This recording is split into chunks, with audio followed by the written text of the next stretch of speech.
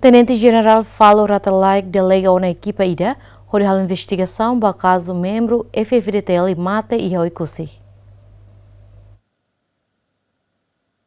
Ia lorong sanulu fulan junho foi em Lalaisne, membro FFDTL ida honoran Reinaldo Ximenes, husi componente naval, mate foi atingido husi bala. Tur informação nebe ia, membro ne kona kilat musan, banghira hamos kilat, mai be ia hamos alegação katek, membro ne tiruan rase. Tambane Tenente General Falura Telek delegao na equipa ida husi FFDTL, hodi halo investigação. Husi parte o todo, justiça nia, saúde nia, pessoal, sira bapra atual investigação profunda ida para hatene causa principal be acidente ida hansanebane.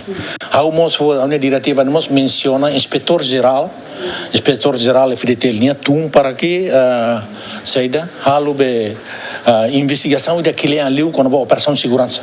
Como operação de segurança, kilat cernia posto e a nebeho todo e a unidade diretiva cernia hatun tion hau hingga tak urse kira ser implementada da ukona la patu halu investigação com a baidan.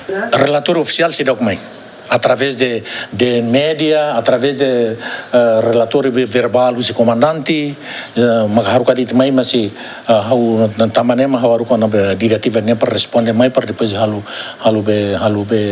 declaração oficial com a baidan. E hau mos a diretiva ne passa conhecimento para presidente casa civil, casa militar para fazer conhecimento do comandante supremo, ao mesmo tempo o governo lihusi Ministério da Defesa para ser atena saída medida saída maka Estado Maior General rolaba ação ida nebe ohane ba. Tur Tenente General molok hetan graduação, cada membro hetang ona formação quando ba oinsa utiliza no cuidado ho arma. E a regra, nem o ida bolne operação segurança ne.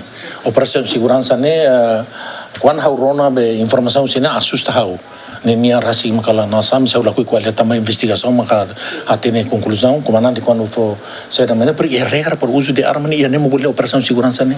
Baira mani atama luri kilat musa, baira maka atama kilat musa ia saída quando descarrega ne regra o insa ne hanuri hotu. E depois buatida por norma de execução permanente. Norma de execução permanente NEP.